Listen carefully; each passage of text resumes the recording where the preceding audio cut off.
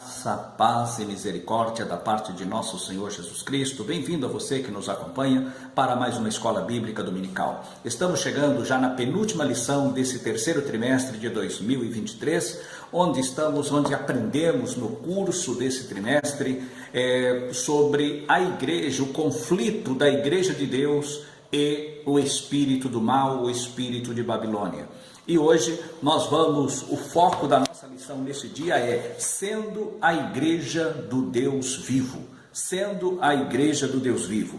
E o texto áureo vai dizer: grande é este mistério, digo, porém, a respeito de Cristo e da igreja. Pois bem, esse que vos fala é o pastor Antônio Dias, e já quero deixar aqui o seu convite, se ainda não for, para que se inscreva no canal, adicione o seu gostei e também registre para notificações. Antes de prosseguirmos, queremos deixar aqui alguns detalhes, o que é que vamos discorrer dentro desta lição, o que estaremos a comentar no curso dessa lição. Pois bem, primeiramente, o que é a igreja, ou quem faz parte da igreja. Outro ponto que estaremos falando, o que é igrejismo. O que é denominacionalismo? Qual a origem, de onde surgiu e estamos hoje a Igreja Evangélica Assembleia de Deus? A questão da mística da Rua Azusa. Então vamos abordar alguns pontos para que possamos entender e compreender alguns detalhes que será focado aqui nesta lição. Porque o nosso comentarista ele vai dizer a origem da igreja, a natureza da igreja, também o relacionamento entre a igreja e Cristo e as armas da igreja, né? As armas da igreja do Deus vivo. Posto isso, nós precisamos entender que o texto áureo da nossa lição, ele vai falar o seguinte, que grande é esse mistério. Primeiramente, que mistério Paulo se refere? A quem Paulo está se referindo? E depois, o que é a palavra mistério? O significado da palavra mistério é aquilo que, apesar de perceptível, é inexplicável. Perceptível, porém inexplicável. É a questão da igreja, o mistério da igreja, que ela esteve oculta em todo o Antigo Testamento. Nós vamos encontrar em algumas profecias acortinadas, nós vamos encontrar uma referência alusiva à igreja, que só foi entendida, que só foi compreendida com o advento de nosso Senhor e Salvador Jesus Cristo. Então nós vamos ver alguns detalhes, a natureza da igreja. Primeiramente, a natureza da igreja. O que é a igreja de Cristo? Primeiramente, o Senhor Jesus, quando ele faz aquele diálogo com seus discípulos, que os evangelistas relatam, mas no caso de Mateus, de uma forma mais específica e perceptível, né? A argumentação ali registrada por Mateus, nós vamos ver que o Senhor Jesus ele leva os seus apóstolos, seus discípulos, né? a um pensamento indutivo e pergunta a eles: o que dizem os homens ser o Filho do Homem? E eles então começam a dizer, uns dizem que é Elias, outros dizem que é João Batista, ou Jeremias, ou algum outro dos profetas. Aí o Senhor Jesus vai ao ponto: e vós? Quem dizeis vós ser o Filho do Homem? Aí Pedro toma a palavra e diz: tu és o Cristo, o Filho do Deus vivo. Aí o Senhor vai dizer aquela palavra conhecida por todos nós: bem-aventurado és tu, Simão Barjonas, portanto serás chamado Pedro, e sobre esta pedra edificarei a minha igreja. Pois bem, quando o Senhor Jesus, ele faz esta referência a Pedro, muitos têm dito que a igreja seria edificada sobre Pedro. Outros dizem que seria edificada sobre a confissão de Pedro. Na verdade, quando fala tu és Petros, está falando que Pedro é fragmento de rocha, Petros. Agora, quando o Senhor fala sobre esta pedra, rocha, edificarei a minha igreja. Ele está falando de si próprio. E é o mesmo que ele diz no Sermão do Monte. Isso que ele está falando aqui foi o que ele havia dito no Sermão do Monte. Aqueles que edificam a sua casa sobre a rocha têm a firmeza. E nós vamos ver mais adiante que o próprio Pedro, ele dá a explicação, essa explicação na sua primeira epístola, no capítulo 2 e no versículo 5. O próprio Pedro, ele traz aqui uma explicação que não deixa nenhuma dúvida, né, de compreensão quanto ao que o Senhor Jesus disse a ele. Nós vamos ver que ele diz assim: vós também, como pedras vivas, sois edificada casa espiritual e sacerdócio santo, para oferecer sacrifícios espirituais agradáveis a Deus por Jesus Cristo. Então ele está dizendo aqui que os crentes são pedras vivas, pedras que vivem, pedras vivas, edificado casa espiritual para apresentar sacrifícios agradáveis a Deus. Então, ele vai dizer ainda mais, no versículo 9, mas vós sois geração eleita, sacerdócio real, nação santa, povo adquirido, para que anuncieis as virtudes daquele que vos chamou das trevas para a sua maravilhosa luz. E esta palavra está de acordo com o que Paulo escreve aos Colossenses. Ele nos tirou do império das trevas e nos transportou para o reino do Filho do seu amor. E nós vamos ver ainda que no capítulo, do versículo 5, nós vamos encontrar em Romanos, no capítulo 2, que nós devemos apresentar um culto racional a Deus, um culto com raciocínio, um culto com entendimento. É o que diz Romanos, no capítulo 12, versículos 1 e 2. Rogo-vos, pois, irmãos, pela compaixão de Deus, que apresenteis os vossos corpos em sacrifício vivo, santo e agradável a Deus, que é o vosso culto racional. Culto racional, com entendimento. Então, o nosso culto é um culto, nós oferecemos sacrifícios agradáveis a Deus. Este é o culto da igreja. Então, mostrando aqui esse detalhe, a igreja, esse mistério da igreja foi edificada, a igreja foi edificada sobre Cristo Jesus, a rocha fundamental.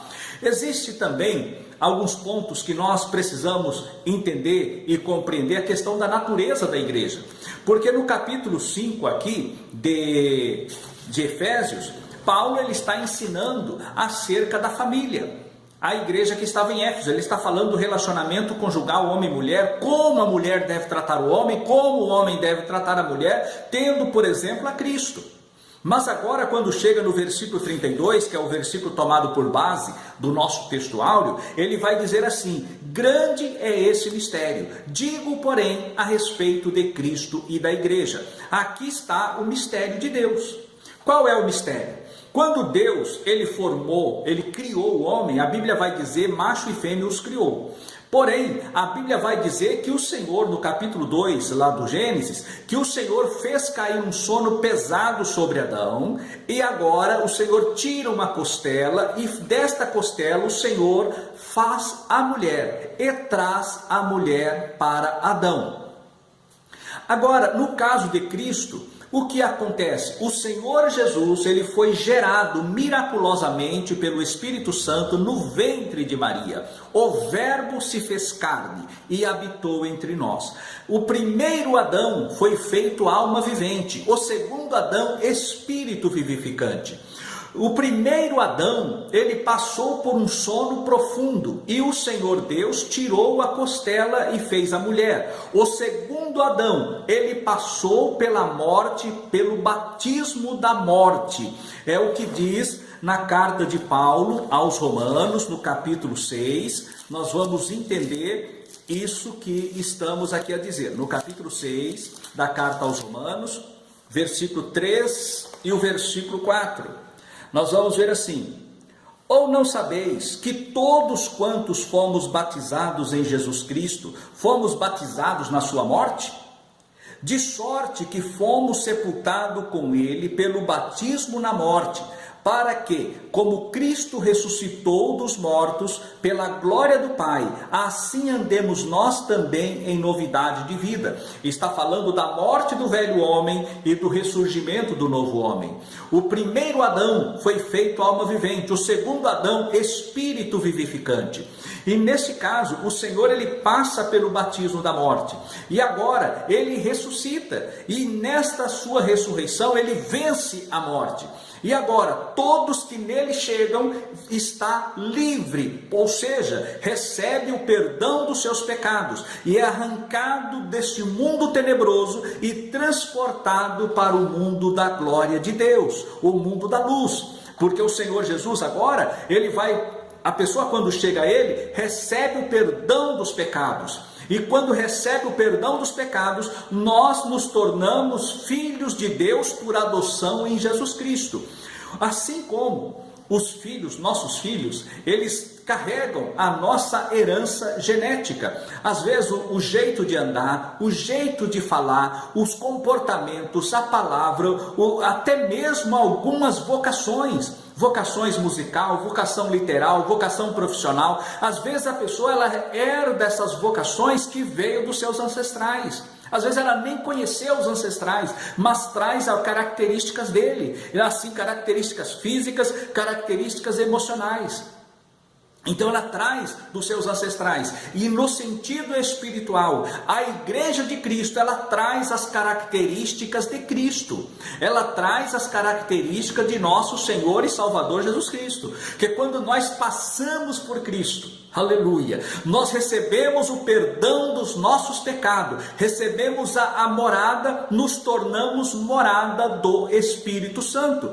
O nosso comentarista vai dizer que nós nos tornamos depositários fiéis do Espírito Santo. O Espírito Santo passa a habitar em nós. Nós nos tornamos morada de Deus em Espírito. Por isso, a igreja do Deus vivo. Então, nós, como igreja, nós nos tornamos a casa de Deus para a morada de Deus e também a coluna e a firmeza da verdade, porque em Deus não há mentira, não há mudança nem sombra de variação. O nosso Deus é verdade. Jesus diz: eu sou a verdade. Agora a verdade está em nós. Por isso que a igreja ela é a coluna, né? A coluna e firmeza da verdade. E também manifesta na igreja o mistério da piedade. Então nós vemos essas questões que Deus, né, nessa questão, vemos, assim como o homem gera filhos seus semelhante, o nosso Senhor Jesus Cristo nos gerou para uma nova vida. E nesse ponto, uma vez nascido, ter passado pelo novo nascimento, o processo da regeneração, nós saímos da questão da santidade. Nós éramos no mundo de condenação, não sabíamos o que era santificação, e agora nós fomos posicionados em um local de santificação.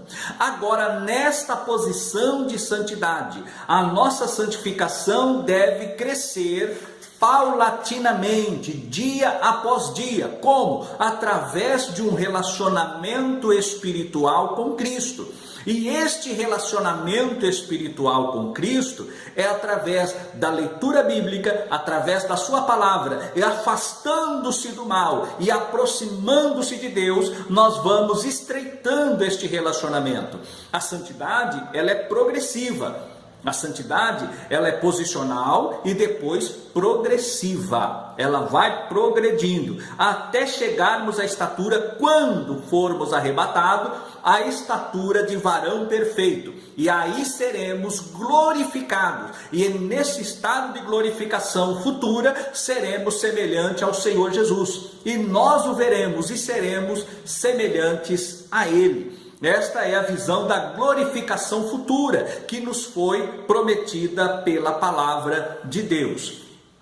Aí nós vamos encontrar quando falamos da santificação, nós vamos ver alguns detalhes.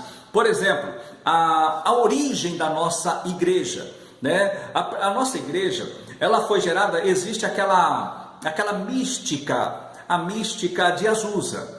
Por exemplo, Daniel Berg e Gunnar Wingre, eles foram da Suécia para a América para ganharem dinheiro, para trabalhar e ganharem dinheiro. Quem tinha chamada ministerial era Gunnar Wingre, esse tinha chamada ministerial, mas Daniel Berg, ele vai para ganhar dinheiro.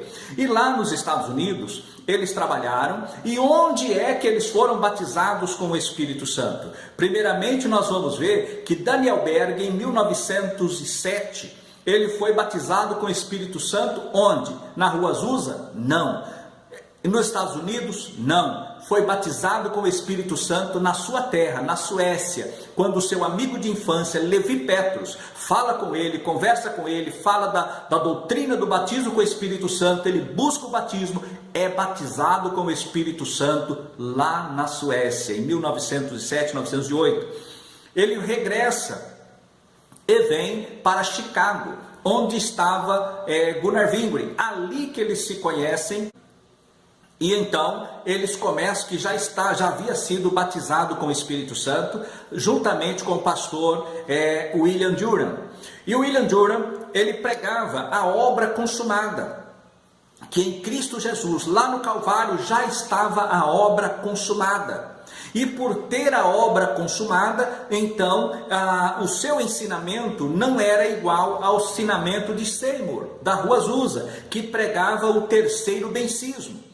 Então, William Durham, ele prega a obra consumada. E Daniel Berg e Gunnar Wingre foram instruídos nessa doutrina da obra consumada. E eles então vêm para o Brasil em 1910. Logo, eles não vieram da Rua Azusa, apesar de por terem passado por lá, ter conhecido o trabalho. Mas a sua fonte primária não é aquela doutrina do terceiro bencismo, mas a da obra consumada e instruída por William Durham. E agora, assim vem a Assembleia de Deus. E onde surgiu esse nome, Assembleia de Deus? Porque a princípio havia lá as reuniões após o trabalho do sindicato, do sindicalista ali em Chicago. E havia as assembleias sindicais. E após as assembleias sindicais havia então Levi Petrus, ele pregava a palavra de Deus. E às vezes as pessoas perguntavam, tem assembleia sindical? Não, apenas a Assembleia de Deus. Tem Assembleia de Deus. E começa então esse movimento, né, da Assembleia de Deus, e daí vem a inspiração para o nome Assembleia de Deus, que é a Assembleia dos Santos. Né, a Assembleia dos Santos. Pois bem, dentro desse ponto, nós vamos ver que a Igreja de Cristo, ela é a coluna e firmeza da verdade. A igreja, ela traz as características de Cristo. E após a reforma, aconteceu então o chamado denominacionalismo. Houve então as facções, ou melhor, o fracionamento doutrinário. Uns criam de uma forma, outros criam de outra, mas sempre com uma essência sendo preservada. O que foi preservado? Os princípios de doutrina não foram mudados em nenhuma delas. Os princípios de doutrina, as doutrinas pétreas, doutrinas fundamentais, elas continuaram firmes nos segmentos. Porém, uns acreditavam, por exemplo, segundo a ideia de Calvino, né? Da expiação limitada. Outro já vinha com Yaakov e Armínio, que a expiação ela é total, ela é aberta para todos que crerem. Então algumas diferenças não impedem a salvação propriamente dita daquele que crê em Cristo Jesus verdadeiramente no seu coração, entendeu? Não há, por exemplo, assim, uma exclusão da pessoa de ser excluída da Igreja de Cristo. Então essas diferenças são doutrinárias e não princípios de doutrina. O princípio de doutrina, ele valeu no Éden, ele valeu pós o Éden, ele valeu antes da lei, durante a lei, e vale agora. O princípio de doutrina continuará na tribulação, continuará no milênio. Princípio de doutrina não muda. O que muda são as doutrinas. Segundo a dispensação, elas vão mudando, mas o princípio doutrinário permanece inalterável e continuará assim enquanto houver homem sobre a face da terra. Por outro lado, nós vamos ver ainda que dentro desse ponto onde está a nossa igreja Assembleia de Deus. Por exemplo, se nós observarmos lá, Seymour, ele pregava sobre o terceiro bencismo. Isso também não tira a pessoa de ser salva, em crer ou não no terceiro bencismo. É uma questão de interpretação e até podemos até assim dizer, uma interpretação, é um equívoco na interpretação e exposição da doutrina. Mas isto não invalida o agir e o mover de Deus. Tanto é que Deus operou, curou, salvou e fez maravilhas, como nós sabemos o que aconteceu na Rua Azusa. Então, isso continua. Assim também, a questão da obra consumada é apenas aquele estreitamento, mostrando aquela doutrina mais ortodoxa, firme, firmada na palavra de Deus. Agora, o que nós vamos ver? Deus, ele tem a sua igreja. Nós somos a igreja do Deus vivo. Aí vem a questão do denominacionalismo. Denominacionalismo é aquilo que começa a fazer diferença, que não reconhece os demais igrejas como seus irmãos em Cristo. Começa a já ir para o mundo da heresia, o mundo das secções, das separações. Então isso é denominacionalismo. Só é crente, só é salvo quem é da minha denominação. Se não é da minha denominação, então não faz parte da igreja. Isto é denominacionalismo. Então isso é bem diferente, o denominacionalismo do igregismo. Igregismo, tanto quanto o denominacionalismo, estão errados. O igregismo é quando as pessoas pegam hoje a igreja de Cristo, coluna e firmeza da verdade, aquela que representa Jesus na terra, que são embaixadores de Cristo na terra, testemunhas de Jesus Cristo na terra. Esta igreja começa então a fazer o que Constantino fez. Começa agora a levar esta igreja para a política, começa e faz da igreja uma indústria da fé. Começa agora, as pessoas começam a dividir aqueles bloco religioso por um grupo de amigos, por um clã de família, e começa a fazer como se fosse propriedade exclusiva dos homens. E isto é igregismo, que brincam com a fé daqueles que creem e ainda tiram dessas pessoas que bondosamente, que cumprem a palavra de Deus e fazem ali as suas oferendas, mas sempre com gratidão a Deus, e aqueles que recebem acaba fazendo disso o seu meio de vida, para locupletar-se ilicitamente. Então, isto é igregismo, e o que nós estamos vivendo, principalmente nesse segmento dos neopentecostais, com a doutrina da prosperidade,